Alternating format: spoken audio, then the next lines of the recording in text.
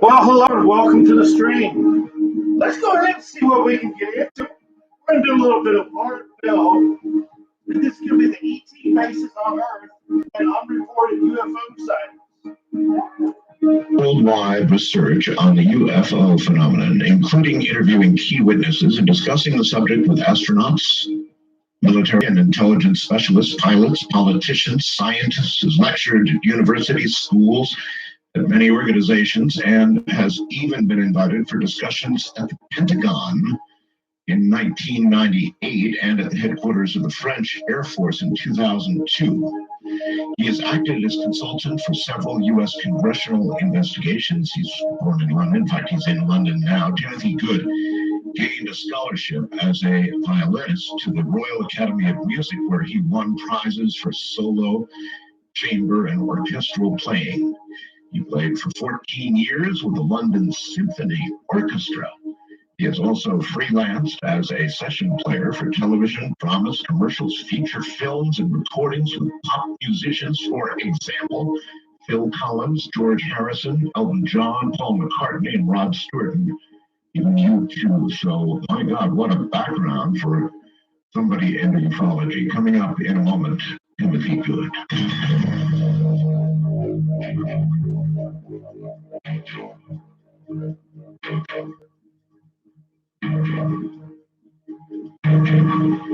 The who's who of ufology definitely was visited by ABC television for this forthcoming documentary. And certainly the name Timothy Good is smack dab in the middle of all of that. So I suspect they probably reached out to you, Timothy, one way or the other. Did you speak to ABC?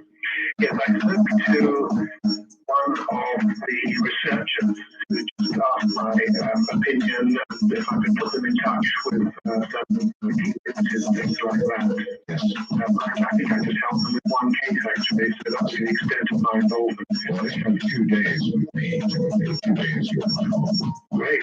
Pretty incredible. Maybe about 30 seconds probably on TV. Anyway, the really important thing here is that it is going to be a 2-hour big network, ABC primetime documentary on UFOs. A big question on everybody's mind, even live mind. You never know what television is going to do. It's being built, you heard the ad for it a minute ago, it's being built as a serious investigative piece on biology. Any idea, do you know how it's going to come out, how they're going to treat it? Do you have any sense? I know nothing other than that press release, I'm afraid. But who knows? If you recall, way back in the late 1980s, do you remember UFO Cover Up Live, which was, I think, a 2-hour production airing in Moscow and Washington simultaneously. And there was quite a bit of material forthcoming from some retired military guys, as you recall. And we had the Commodore and Trumpers episode. And everything, so who knows? I suspect, however, it'll be far more conventional than that. And a serious, rough, journalistic attempt to get the facts. How in the world did you first become interested in the world of ufology?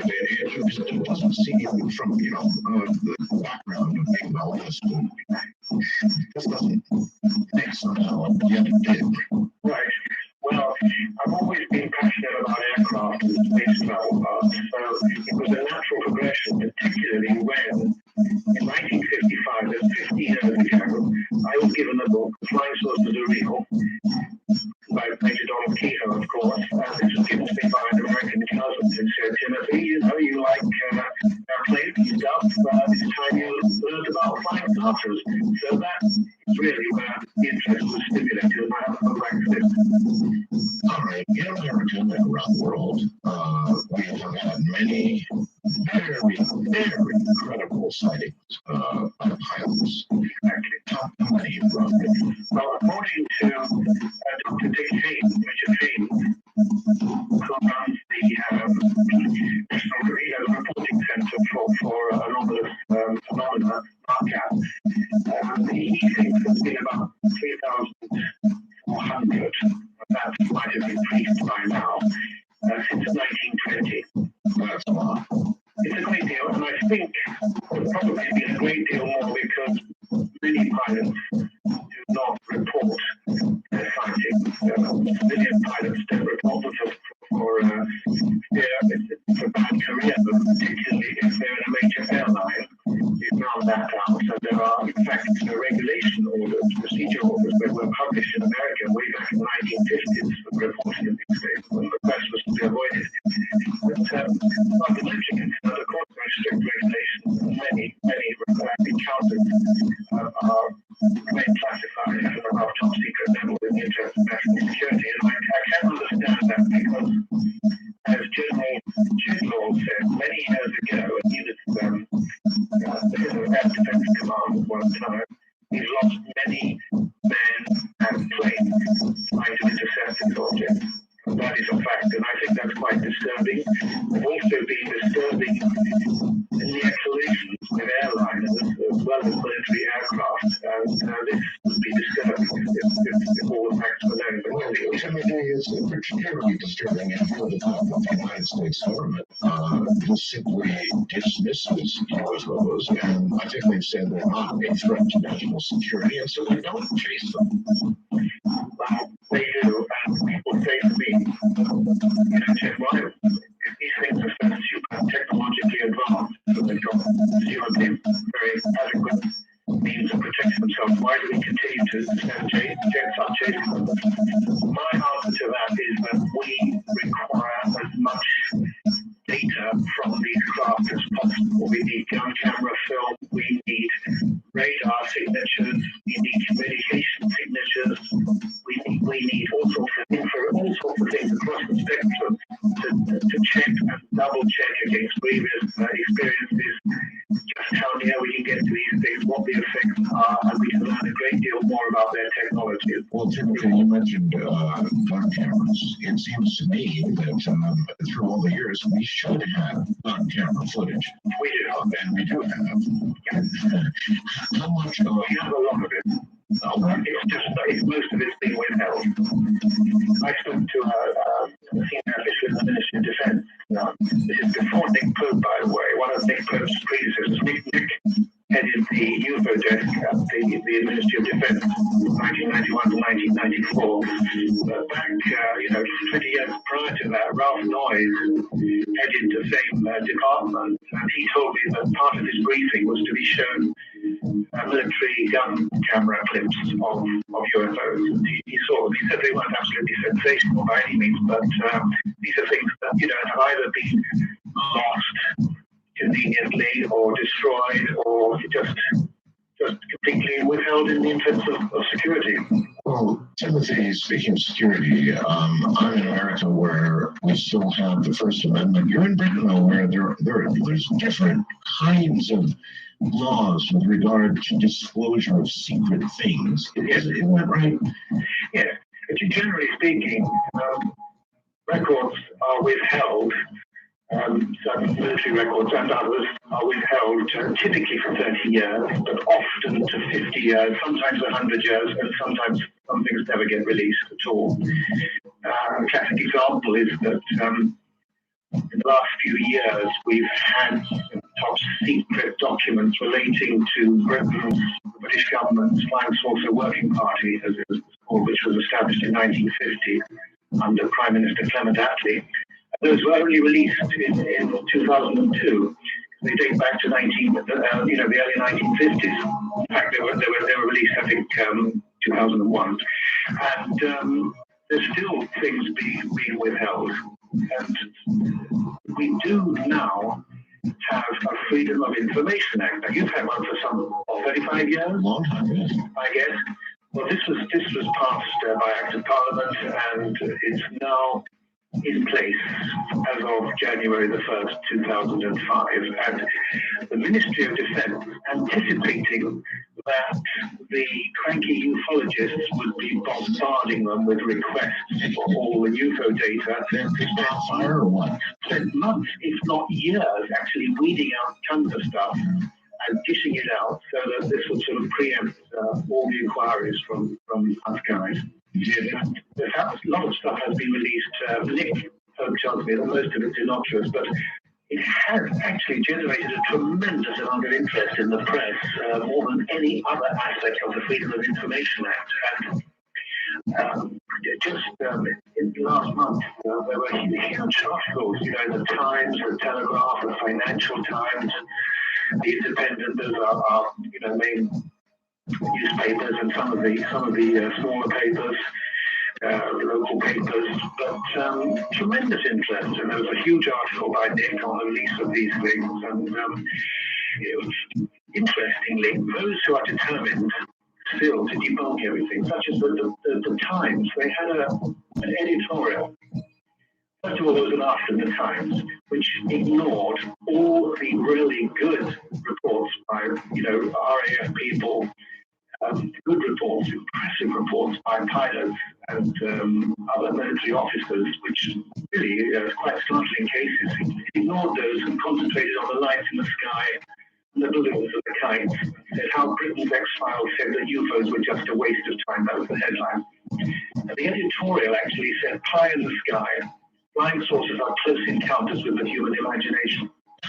Well, I really, that really got me going, and I fired off an email to the Times editorial, but it was never published, of course. Really? Mm-hmm. A lot of interest, and as I say, in the UFO aspects of the Freedom of Information Act, more than anything else. Do you think that the United States government and your government are hand in hand on the whole UFO thing? Up to a point, Art. What I think happened is that since the late 1940s, the CIA came across to Britain and chatted with their intelligence counterparts over here, Air Force people as well, and they I think, suggested that we play down the really good sightings. I'm sure of this because the Flying Saucer Working Party seems to have had a remit to debunk, especially the best sightings, like in 1950. In August 1950, there was a sighting, a low-level sighting at the Farnborough Air Base, where a lot of test pilots were based, and this thing came over at low level, an actual craft accompanied by hissing and crackling sounds. It was seen by one of their top pilots and other personnel, and the thing was repeated at a further distance. The following, about 3 weeks later, seen by many test pilots. And those that were interviewed were told not to discuss it with anyone, not even among themselves, and the whole thing was debunked, and you can see that in the reports where they say, the poor chap, obviously, they were just seeing conventional aircraft. I mean, and they were absolutely outraged when these reports came out a few years ago. Well, it certainly sounds like the good old USA to me. Definitely, in my opinion. Why do you think, Timothy, that our mutual good friends, the French, appear to be so much more open and they really do about ufology? Why? Well, it's not that they don't have difficulties there. Believe me, I've spoken to officials, military and otherwise. They are very concerned about ridicule because, even in the French military defense, there's sort of mixed views about the subject, the need to know and all that sort of thing. So most people don't actually know what's going on, and they tend to ridicule those who take a serious interest in it. But they are more open. It's true. I mean, they have this group, SEPRA, is the acronym, and they still investigate cases. But the real work is still done behind the scenes, as in other countries. So it's not as if it's the sort of total disclosure in France. If you were to look around at the various countries of the world, including Brazil, Japan, I mean, just all around the world, South Africa, what country do you think is the most open about UFO incidents? Well, in recent years, I would say Russia. Russia? Yeah, there's a great deal of stuff that has come out there from, high-ranking generals have come forward. They've appeared in several documentaries, including in the excellent Out of the Blue, and other documentaries that I've been involved with. And it's quite amazing some of these people have come forward. Gorbachev, as you know, has come out with several statements acknowledging that he discussed the extraterrestrial threat with President Reagan at the Geneva Summit in 1985. As a theoretical question or something beyond? I wish I did. Because he didn't exactly pass it off. He said, the United States President and I discussed the question of an extraterrestrial threat and agreed that in the event of an invasion, the Soviet Union and the United States would join forces to repel such an invasion. And he went on to add, I don't dispute the hypothesis, but I think it's too early yet to worry about such a possibility. Do you believe there's an agreement with the Soviets to join forces in the case of an invasion? I think it's likely. Wow. That's pretty interesting. I know that President Reagan, of course, made several statements alluding to the possibility that there could be others, there could even be a mutual threat. I recall him saying that and the shock it brought on when he did. Yes. Well, of course, his interest goes back to 1974, not earlier, when he was governor of California, because he there was a UFO sighting while he was flying the governor's plane, and he ordered the pilot to chase it. Of course, they couldn't get anywhere near it, but it created a lot of excitement. And there was actually a Wall Street journalist on board the plane, and Reagan was all excited because I think he had a previous sighting, and he talked about his great interest in the subject and so forth. And I think in that very important speech before the United Nations General Assembly in 1987, I think it was September 1987, he said, I occasionally think how quickly our differences worldwide would vanish.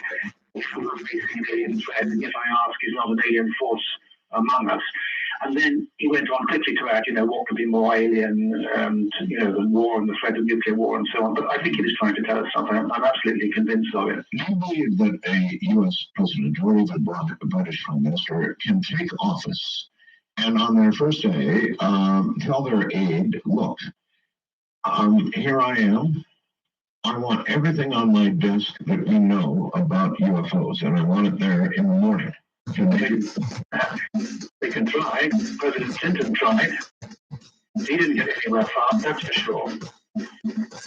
So I think you really know that. I mean, maybe he did find out everything, and maybe that everything included not informing the American people for the following reasons.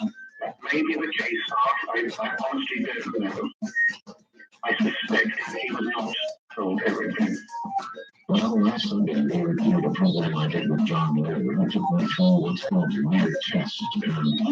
And he went through this long litany of, listen, here are the things.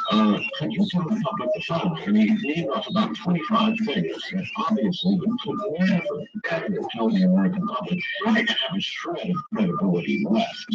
That's absolutely true. I wholeheartedly agree. I don't know all the reasons for the cover-up are, but I suspect that some of the reasons would be disturbing. Absolutely couldn't be released in mass. Just couldn't. It would upset the whole world would go on tilt. And so I've wondered a little bit over the years, and I've been doing this for a lot of years now, folks, whether I could actually be part of that process, an unwitting dupe, as it were, trickling out information that the government wants trickling out. Of course, that would make it with many other people, including the ABC television network, part of that process. Timothy, have you ever wondered if you were part of that process? Yeah. In fact, I have the last chapter of my last book, and I'm going to send you my last book, Unearthly Disclosure. I don't know if you have it, but I do not, and I would love it. And moreover, if you could sign it, I would. Oh, absolutely. All right.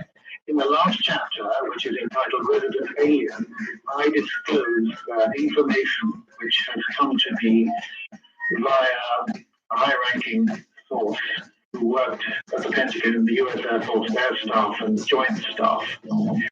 And this information was given to a friend of mine, an ex-Army intelligence guy, who's a journalist in the aerospace world, which between 1986 and 1989, he was given a great deal of information about what was actually going on, and I'm quite sure this was part of an official leak. How much of that can you relate here? Oh, there's tons of it. I mean, what do you want to know about the bases? I mean, I've been told, for example, aliens have been coming to Earth for a very long time. They've established permanent bases here in Australia, the Caribbean, Pacific Ocean, the Soviet Union, and in the United States, and specific locations are given in some cases.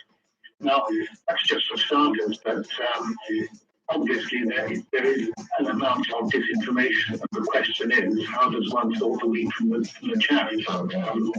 There's a great deal of information. We've apparently, some military and scientific elements, the intelligence community have established communication with ETs. There has been a transfer of their technology. We are working on it. Well, let's be clear on this, Timothy. I asked you the question about the president for a reason. Whether he could demand everything that we know about UFOs and get it. Of course, we can't know the answer to that, but I guess the bigger question is, Timothy, is it your opinion that there's a group outside of elected government's knowledge that Absolutely. sort of a majestic 12 or its equivalent? Or its equivalent. But of course, what I was told that, for example, at least 100 people in OSI, which is the Air Force Intelligence Office of Special Investigations, there are at least 100 people.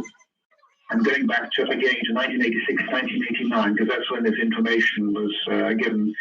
There were at least 100 people in OSI who had knowledge in varying degrees about the extraterrestrial presence and were actually dealing with it. When I was in the Pentagon in 1998, at the invitation of General Kenneth Israel, who was then director of the Defense Airborne Reconnaissance Office, as it was then called, they at that time handled the unmanned airplanes, the UAVs, unmanned aerial vehicles, right? He indicated to me that, in his opinion, this was more a policing task as opposed to national security, and he therefore suggested to me or hinted that OSI was much more likely to be in charge of the investigation. Oh, a policing task. That was his opinion. As in, Make of that what you will. as in cleaning up, as in, sanitizing some incident. Oh, OSI has all sorts of tasks, other than some of the more obvious ones. Yes. They're into counterintelligence, they're into investigations, they're into problems with people violating the national security oaths and things like that. So I think it's interesting from that point of view. But I was given a great deal of information, really, and you'll learn that in that last chapter. And there are concerns about what the aliens are doing. It's not a question, I'm told, of one species coming here. There are several. And more important, there appears to be a conflict of interest between some of these beings regarding our planet. All right. Can you describe the various motivations of these groups? If you understand their conflicts, then that would imply we understand something of motivations. Well, I can only speak very broadly here. There's definitely several races. I mean, goodness knows, I wouldn't put a number on it, as to who's been coming here for what purpose over the years, because it's been going on for thousands of years. But from what I gather, some of them definitely have a vested interest in this planet and its resources, and there is concern about the abduction process, which it is believed by them that it is definitely related to some sort of hybridization program. I'm sorry, are the resources of this planet oil and metals and that sort of thing, or are they Or are they more likely the human occupants of Earth? I think more likely the human occupants, so they appear to need animal materials as well, some of them. I do think there could be an interest in some of our materials and minerals here. Some of them have suggested that. Some people who've established communication with humans have established that they need stuff here. And there appear to be a number of very large undersea bases which are causing disturbances. Now, as it was put to me, they're concerned the fact that some of the aliens are, quote, messing around with tectonic plates in the Pacific Ocean. Now, that opens all sorts of cans of worms. I think recent events might suggest, I'm not suggesting for one moment that the tsunami had anything to do with aliens. But I'm just saying that apparently, according to this source, some aliens are messing around with tectonic plates and they have some large undersea bases. And why are they doing that? I don't know. Yesterday, the natural inference from that statement would be that there could be a connection between the tsunami and messing around with the Pacific's tectonic plates. There could be. There could be, or they might even be messing around with the tectonic plates for their own purposes, to protect their bases or to protect the Earth. That's the good news. I mean, there's always good news and bad news. It's like, whatever threat is posed by aliens, we have to look at the positive side of things. The fact that they've shown their ability to paralyze our nuclear missile bases at the drop of a hat. They have shown that too, haven't they? Yes. Would you please explain to the audience a couple of incidences where that occurred? This is pretty heavy stuff, folks. It's undeniable. I've seen specials on television about what you're about to hear about, and it seems undeniable. Timothy, how good is the evidence that this really happened, and what happened and when? Well, there have been numerous witnesses who've come forward. Robert Salas, for one. I haven't got the book to hand. I've just received a new book by Robert Salas and another author about those extraordinary events, which is very impressive. And during the next break, I'll go and get it because I would. I really want to plug that book because I'm most impressed by what I've read about it. The bottom line is, if I recall correctly, the U.S. had a couple of missile They had intrusions. There have been numerous intrusions at nuclear missile sites in North Dakota, all over. Actually, they were disabled, I believe. They were disabled, yes, and it happened in the Soviet Union too, in the former Soviet Union. And I'm recalling the TV special in which some ICBMs in Russia actually went into a launch sequence. Is that true? I vaguely recall that part, but I can't confirm that. Okay. Did the U.S. military capture an alien spacecraft before Roswell? Well, last year, and continuing now, I've been investigating an extraordinary case reported. It goes back to August of 1945, when in San Antonio, not Texas, San Antonio, New Mexico, which is not that far from the White Sands missile range, two boys encountered an apparent crashed craft, and on one of the boys' father's ranches. Jose Padilla was one of the boys, lived in his father's ranch, and the other witness was Rini Baca. And I went out to meet them in June. At least I met Rini. I have not met Jose yet, but we've been in communication. It's an extraordinary story. They were quite alarmed by the incident. They claimed to have seen a large area where there was in a canyon where the craft had come down and gouged the earth. The site was as long as a football field. It was vaguely circular, with a sort of type of fin on top, but nothing like an aircraft fin. They made a model of it, I've seen it, and they headed back worried about casualties and so forth, because they'd seen, when they got as close as they dared, some sort of strange living creatures moving around inside it like children. And they had no hair on. They couldn't see much more detail than that. They went back and told Padilla Sr., and told the police. and they all drove towards the crash site 2 days later, but the wreckage was nowhere to be seen. But suddenly it reappeared. It had been, apparently someone had made an attempt to cover it up with dirt and debris. And then later on, the craft, I'm cutting a long story short here, the craft was apparently recovered, and the boy at several stages got a chance to witness these things from a hidden area, and this thing was floated onto the floorboy. And as I say, they were watching from this secluded position, and soldiers were throwing bits down a crevice so they wouldn't have to carry them all the way down. It rings true in a way. A lot of information forthcoming.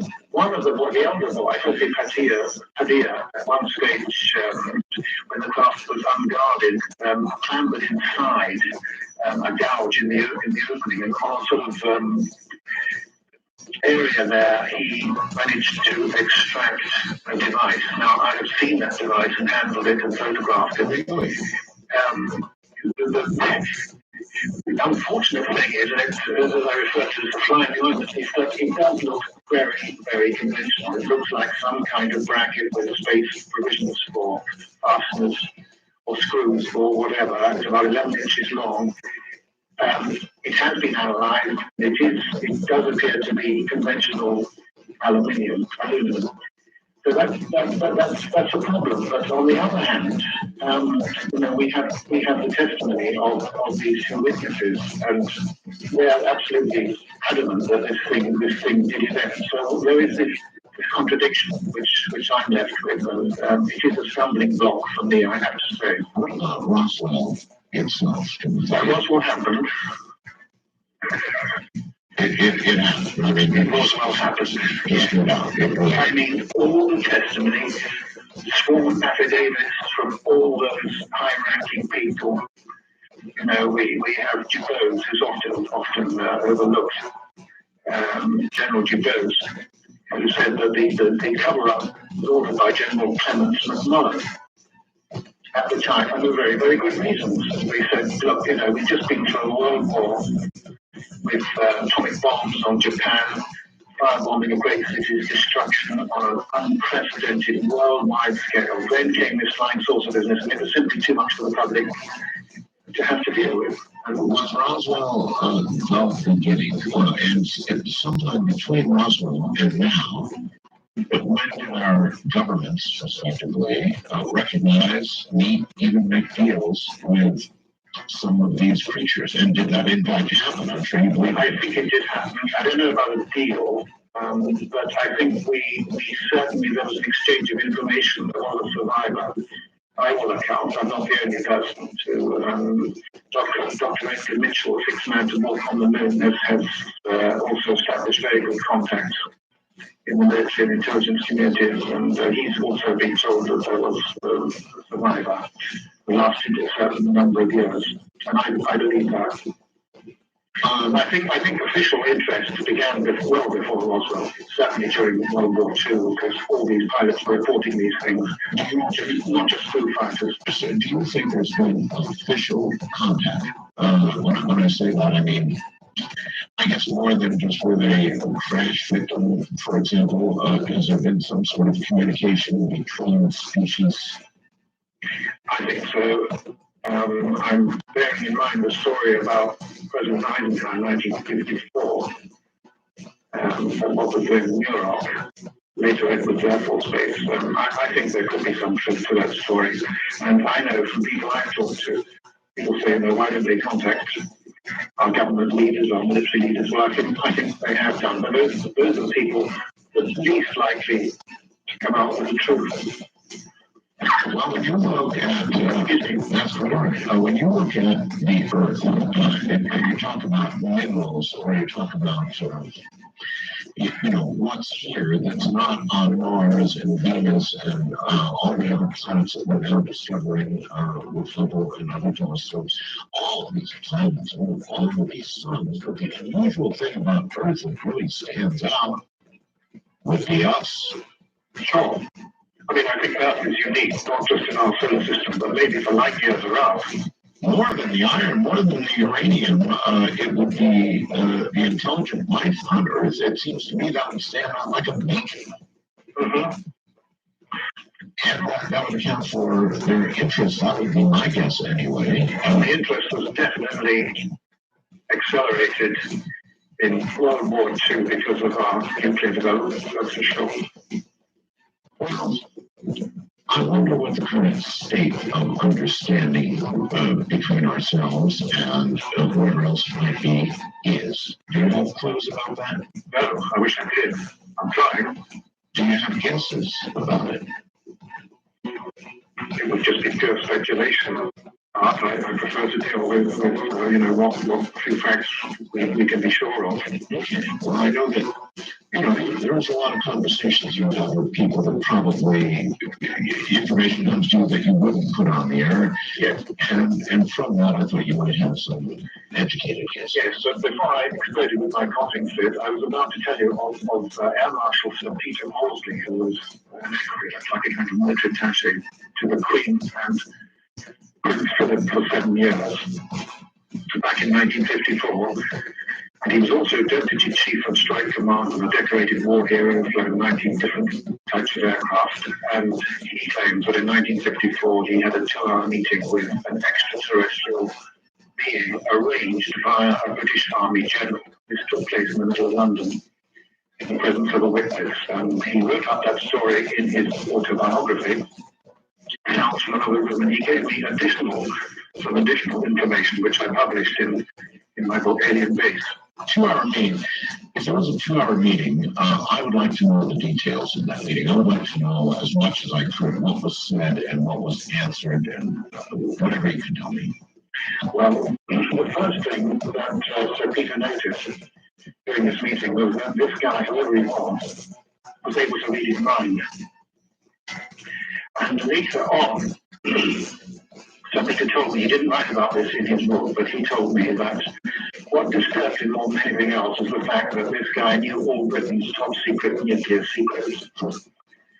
And, he began by explaining that man was now striving to sort of break his earthly bonds and travel to the moon and planets beyond. We were developing, there was a dark age on Earth. We were prepared to sacrifice almost anything, the natural environment, animals and humans. It was a dreadful spectre of blowing up our world. So they were concerned, it seems, about that. He went on to the origins of life in the universe, stated that most of the UFOs we see are robot controlled. Some are manned in order to oversee the whole program and to ensure that the probes do not land or crash by accident. And they spoke that there have been, since time immemorial, observers of our planet, vessels out of the sky bringing strange visitors. And that contact has been established on a very selective basis, where they judge that such contact could not harm either party. And apparently they say they've studied Earth for a very long time. They have extraordinary technological abilities, very highly developed mental powers, including extrasensory, thought reading, hypnosis, and this I find particularly interesting, the ability to use different dimensions. As a matter of fact, I was going to ask you somewhere down the line that, beings coming from light years and light years away seems incredible. Maybe it can be done, but it seems incredible. But if we just, those who come from another dimension, they would appear to us to be as alien as if they had come from another planet. And of course, you just hop, skip, and a jump from another dimension if you know how to do it. So, well, the implication in this case is that these beings are related, some of them at any rate, are related to us genetically. What I've heard from other sources is that some of these highly advanced beings are indeed responsible for upgrading humanity, upgrading the development of human beings going way back tens of thousands of years. As to the dimensional aspect, I don't doubt that there are beings who exist solely in other dimensions, but the implication here is that this guy was quite physical, quite solid, that their races are so advanced that they can manipulate dimensions. And I think this happens with their spacecraft. there's a number of intriguing accounts by people claiming contact to say that there's a question not just of linear travel. I'm sure you've heard all this before, all your listeners, and you, of course, are that they manipulate space-time, as Einstein called it, by folding it rather than traveling in a linear mode. So that to manipulate space-time is to manipulate a dimension. And I think this would account for their extraordinarily rapid disappearances sometimes.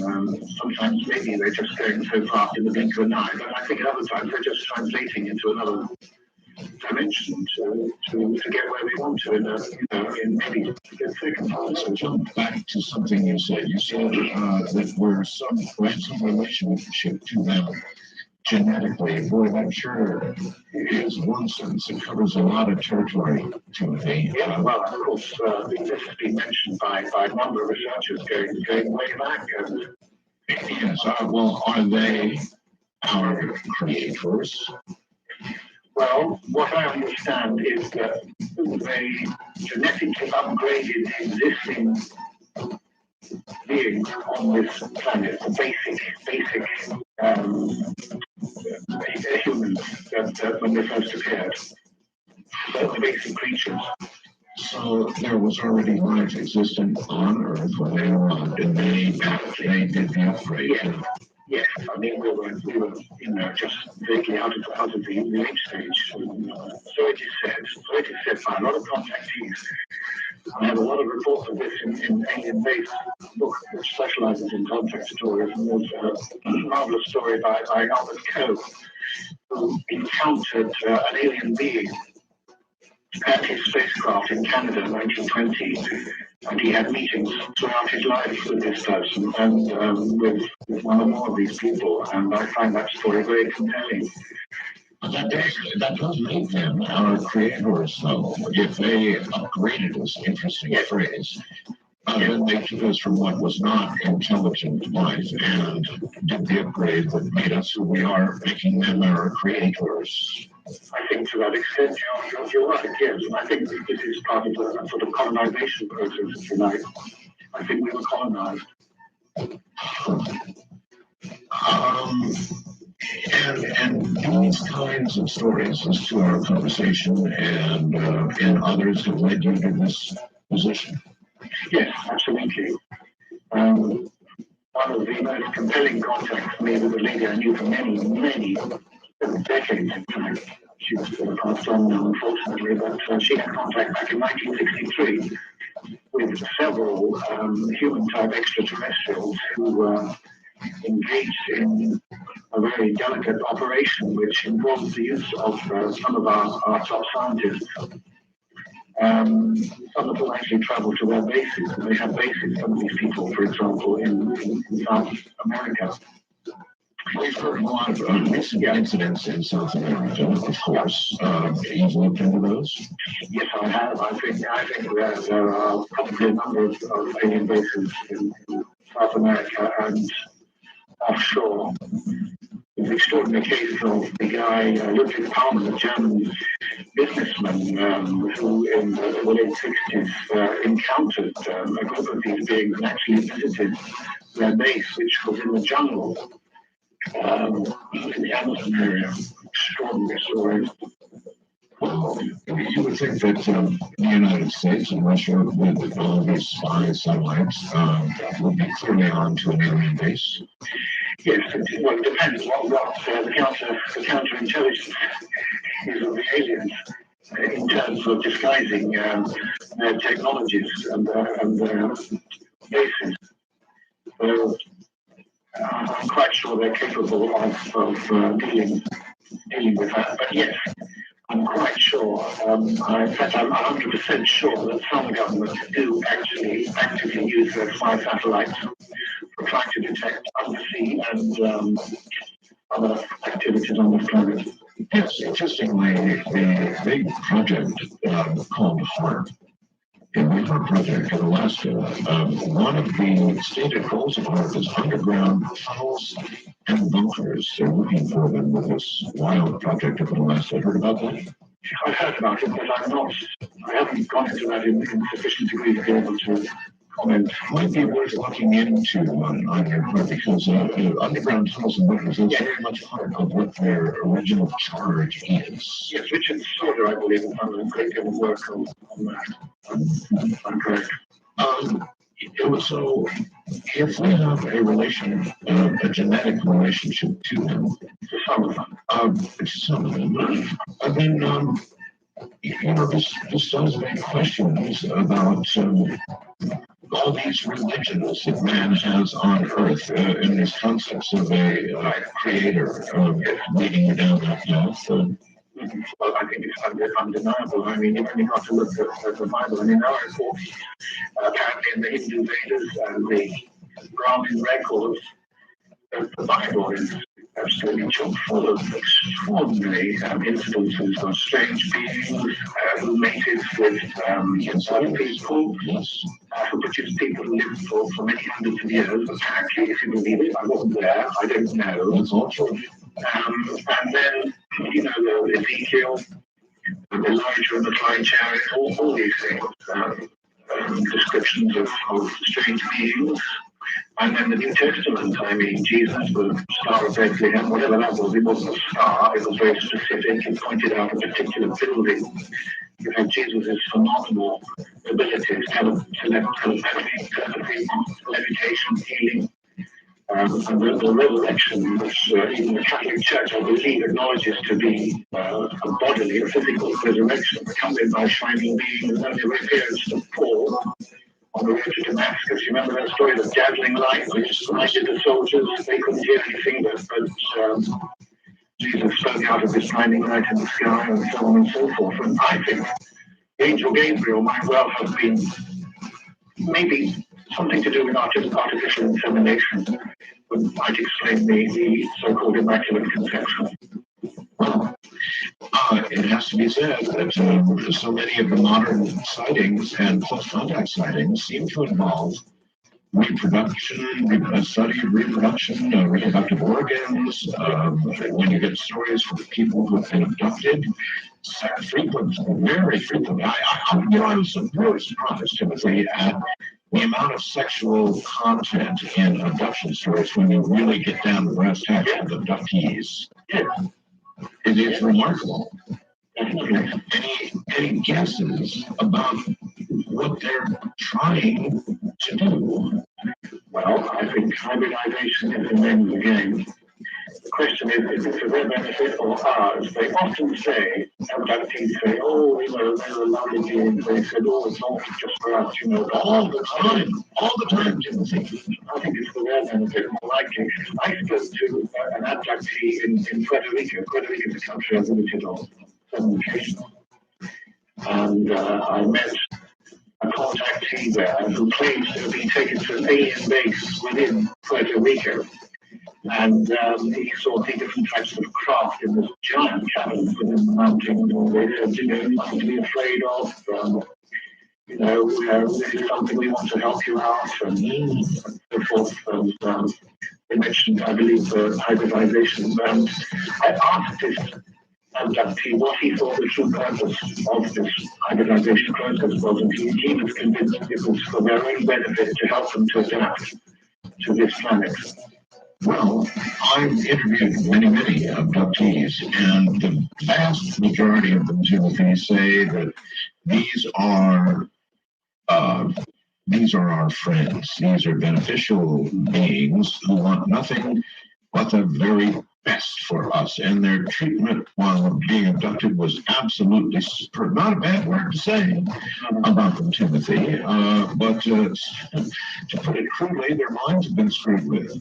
So, there are very few researchers in the United States. I don't know about Great Britain, but you sound like you might be one of them who aren't so absolutely sure these are warm, fuzzy creatures with our best interests in mind. Right. That would be you then. Yeah. So if they don't have our best interests in mind, what do you think their agenda is? I don't know.